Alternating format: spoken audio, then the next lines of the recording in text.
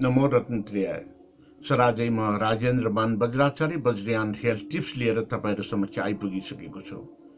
विश्वमा फैलिरहेको COVID-19 corona महामारीले नेपालमा पनि एकजनाको ज्यान लिएको छ। सुत्केरी महिला 9औं दिनमा प्रवेश गर्दा उहाँको कोभिड-19 बाट मृत्यु भएको नेपाल सरकारले पुष्टि गरेको छ। यही सन्दर्भमा अहिलेसम्म नेपालमा 281 जनालाई संक्रमित भयो र 36 जना निको भएर घर फर्क्यो भनेर सरकारी तथ्याङ्क दिएको छ र 279 मा 2 जना थप का साथै एक जनाको मृत्यु बनेपछि वास्तवमा यो 282 जना 282 जना नेपालमा संक्रमित देखा परिसकेको छ। यो सन्दर्भमा आजको वज्रयान हेल्थ टिप्समा वज्रयान र वज्रयान थेरापीबाट उपचार गर्ने सम्बन्धी कुनै जानकारी दिएर तपाईलाई यो वज्रयान हेल्थ टिप्स कार्यक्रम आज सम्पन्न गर्नेछु। र प्रारम्भमा अहिलेको जुन कोभिड-19 अनि लकडाउनमा घरमै रहेको परिस्थिति, मनोतनस हुन सक्ने, आइसोलेटेडको कारणले विविध तनाव र रोग फेरि बल्झिन सक्ने हुँदाखेरि ती रोगहरू बल्झिन नदिन, आइसोलेटेड हुन, मनोतनस हुन नदिनको निमित्त तपाईहरुलाई घर परिवारमा आरामसाथ छलफल गरेर कुनै मनोरञ्जन गरेर तपाईहरु बिताउनु हुन अनुरोध गर्दै आजको कार्यक्रमको प्रारम्भमा प्रज्ञा पारमिता हृदय सूत्रलाई म प्रार्थना पाठ गर्न गइरहेको छु।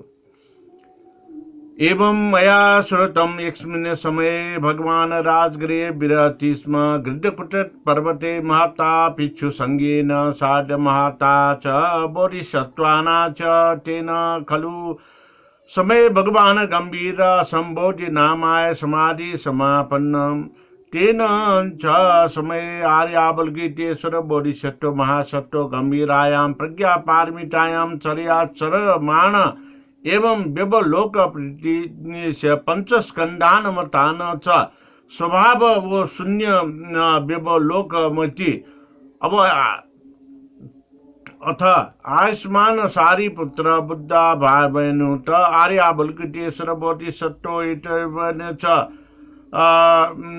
यो कश्चित् कुलपुत्रो वा कुल दुहिता वा अस्या गंभीरायां प्रज्ञा पारमितायां चर्या चट्टु काम कथम क्षितितव्यम एवं उक्ते आर्यावल्गितेश्वर बोधिसत्व महासत्तो आयुष्मन्तम सारीपुत्र मेत बोचत एक उषित सारीपुत्र कुलपुत्र वा कुल दुहिता वा अस्य गंभीरायां प्रज्ञा पारमितायां चर्या चट्टु काम तेन एवं व्यवलोकिते द्रव्यम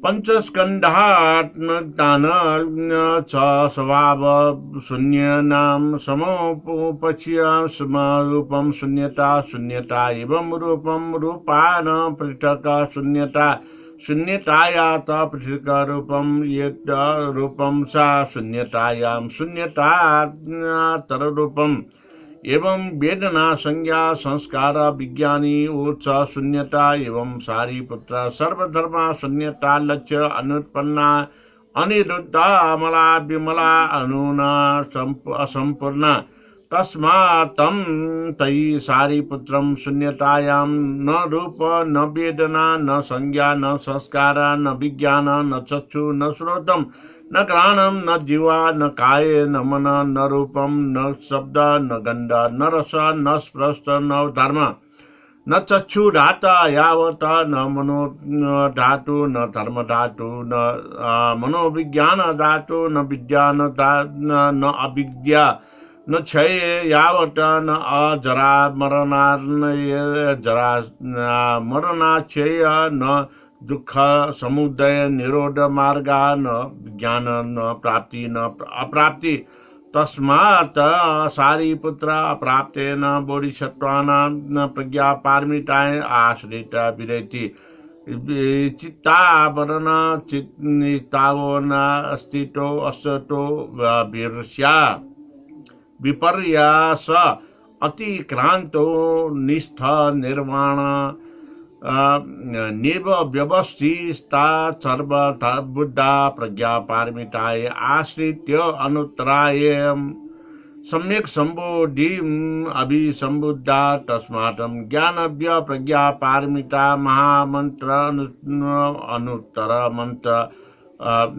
असम सम मंत्र सर्व दुख प्रशमन मंत्र सत्यम अभिनेत्य त्याग प्रज्ञा पारमितायु मुक्तो मंत्र तद्यथाम ओम गते गते पारसंगते बोधि स्वाहा एवं सारी पुत्र गंभीरायां प्रज्ञा पारमितायां चर्यां शिक्षितव्यं बोधिसत्त्वेन अथ खलु भगवान तस्मात् समाधिस्य आर्यावलोकितेश्वरस्य बोधिसत्त्वास्य साधुकारम् अरात साधु कुलपुत्र एवं यतत कुलपुत्र एवं यतद गंभीरायां प्रज्ञा पारमितायां चर्या चरितव्यं यथा तोज्ञां निर्दिष्टम् अनुमोद्यते सर्वतथागतै अरते इति इदम् अबोचत भगवान आनंद मना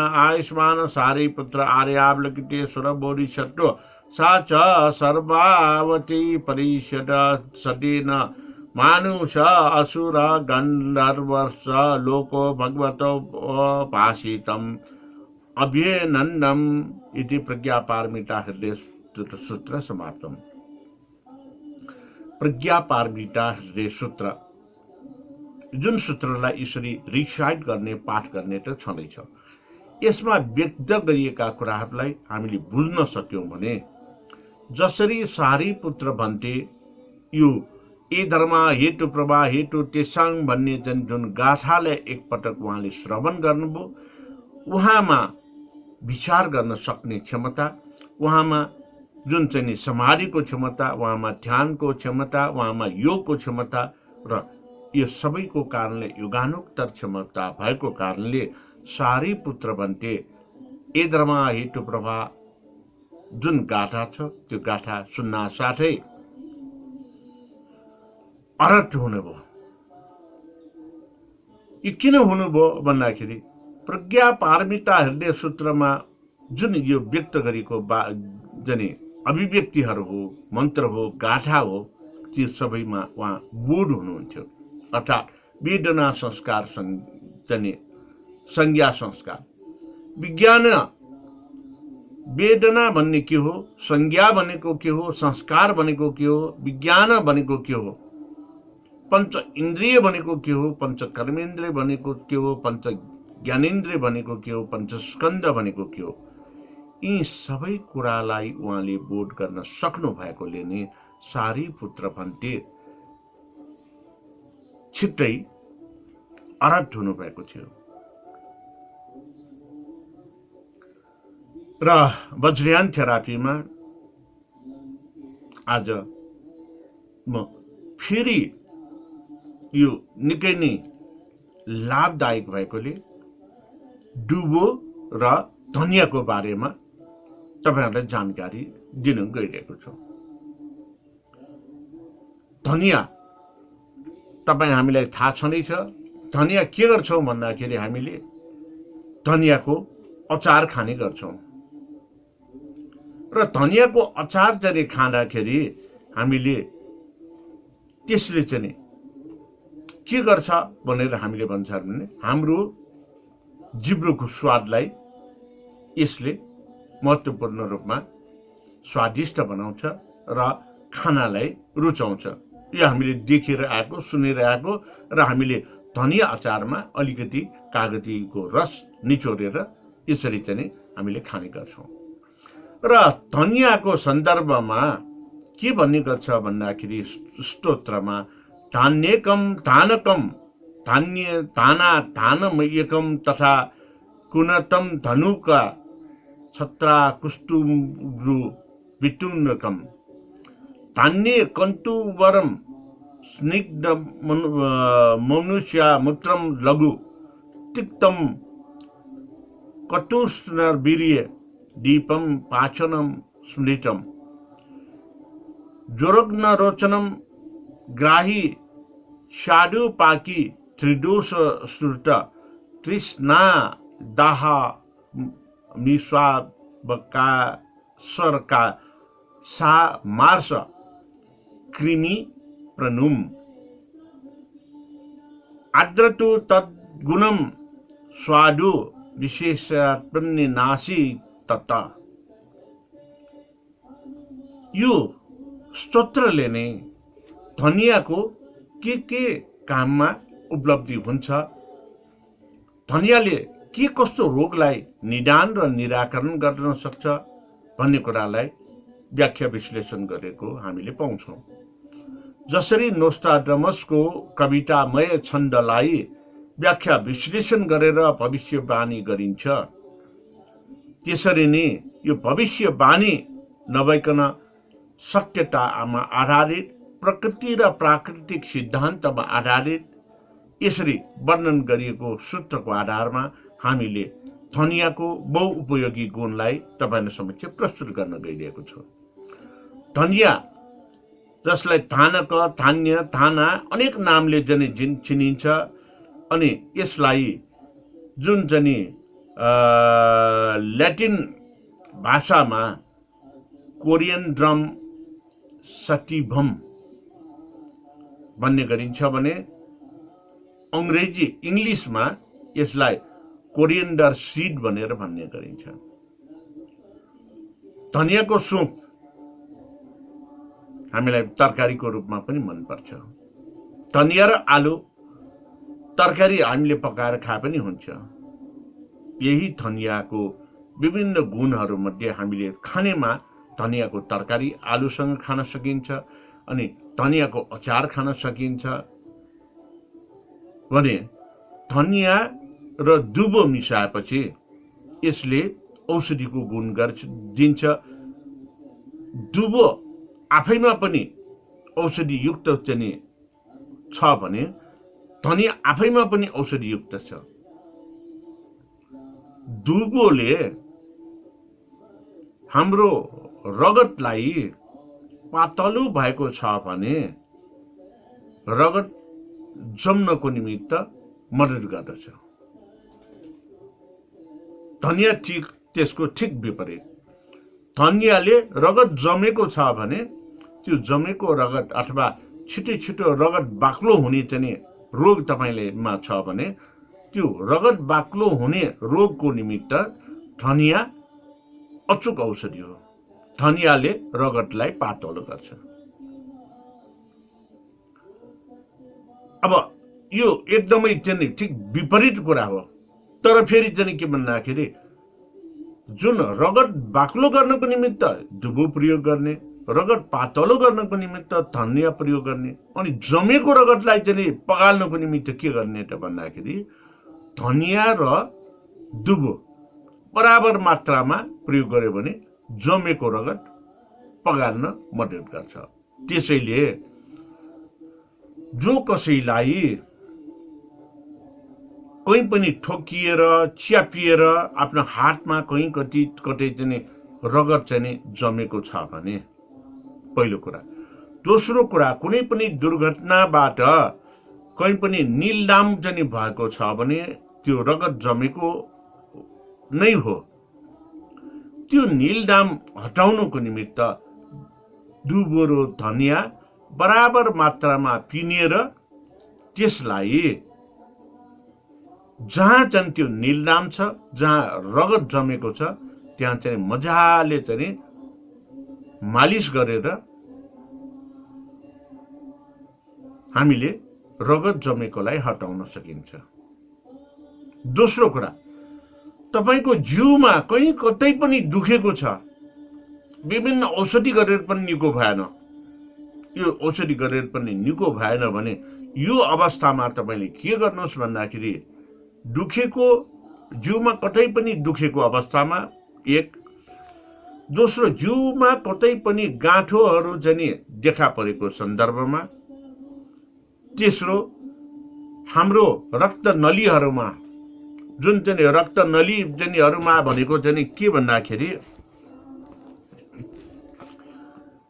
हाम्रो रक्त नली, शरीरको रक्त नली जुन चाहिँ यसरी चाहिँ हामीले तपाईँले यो मेरो रगतको नली चाहिँ यो नसा देख्नु भएछ नि, यस्तै शरीरभरिको चाहिँ कहीँको पनि रक्त नलीमा त्यहाँ चाहिँ गाँठोहरू देखा पर्यो भने यो धनिया र दुबोलाई पिनेर त्यहाँ अब जानेर, सपोज मानौ यहाँनिर गाँठो छ भने त्यो धनिया र दुबो पिनेर बराबर मात्रामा पिनेर त्यो पानी नराखिकन फ्याँक्ने, यसरी पिनेकोले यसरी मसाज गर्ने, मालिस गरिदिने।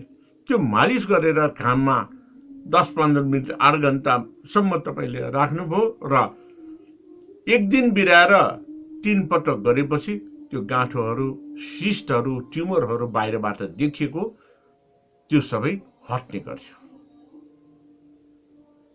त्यसकारणले धनिया र दुबुको मिश्रणले त्यो गाँठोलाई चाहिँ हटाउने, सिस्टलाई हटाउने भनेको यसमा अत्याधिक रूपमा पगाल्न सक्ने क्षमता छ।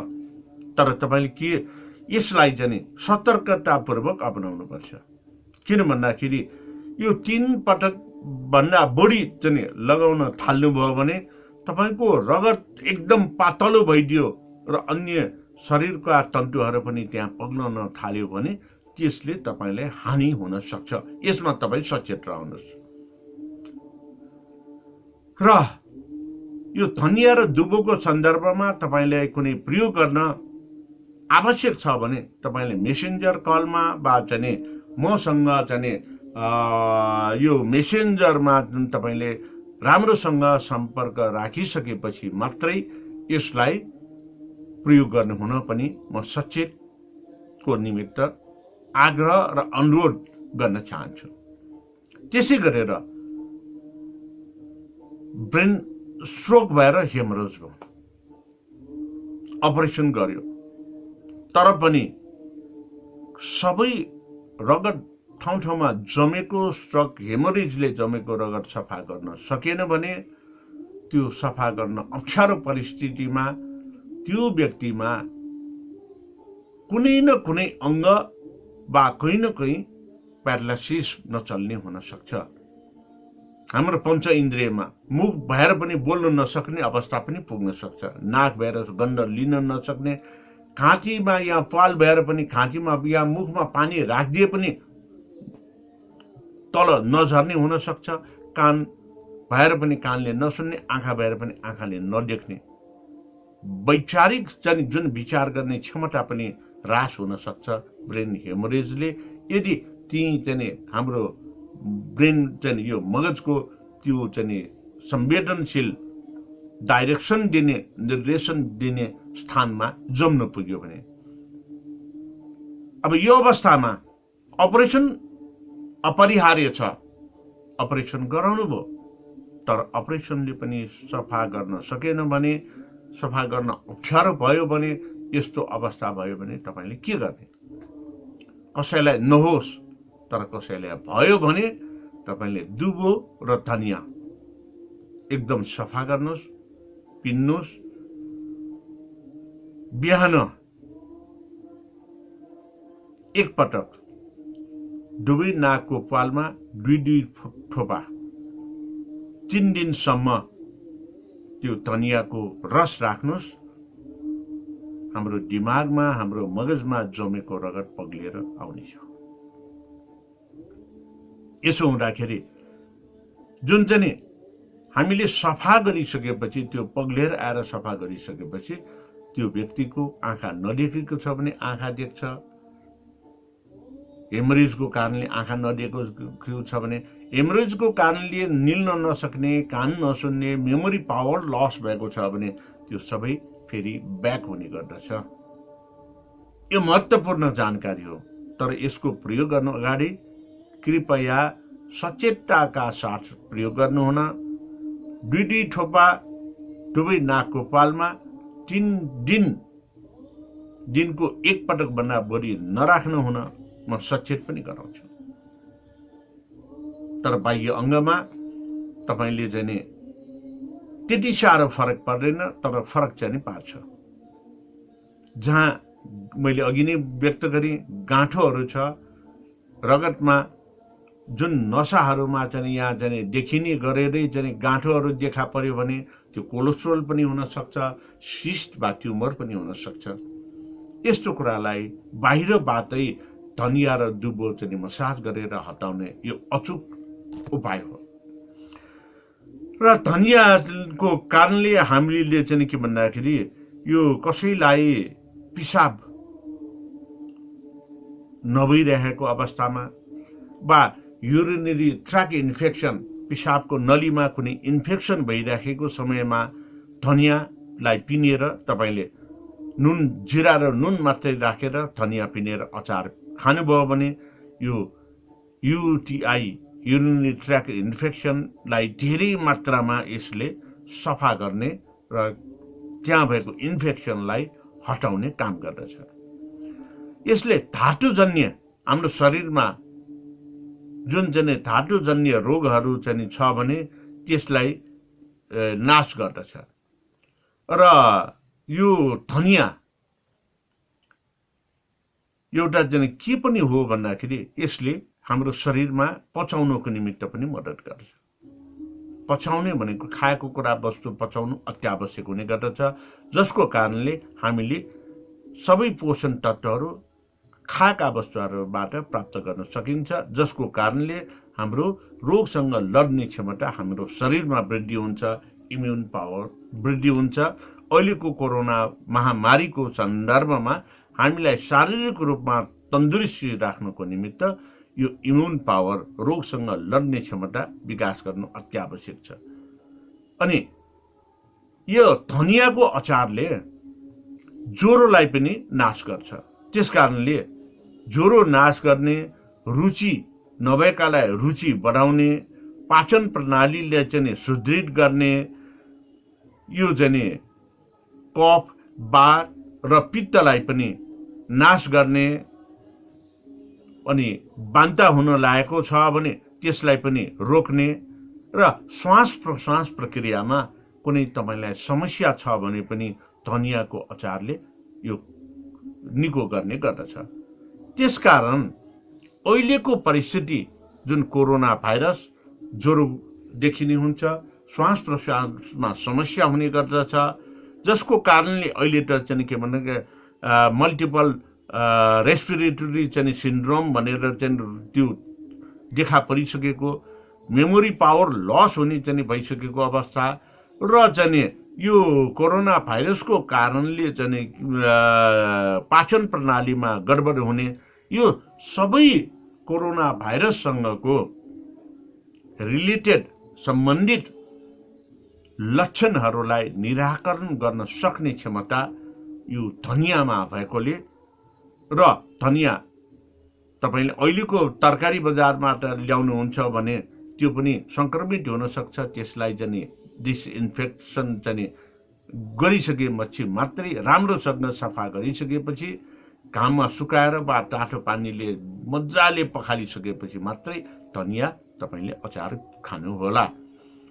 तर धनिया तपाईँको घरको गमलामा हुर्काउनु भएको छ, तपाईँको आफ्नै करैछिया बारीमा छ भने त्यसले मजाले पानीले सफा गरेर निर्धक्क साथ तपाईँले पाचन प्रणालीको लागि, ज्वरो छ भने ज्वरो हटाउनुको निमित्त, श्वास प्रश्वासको चाहिँ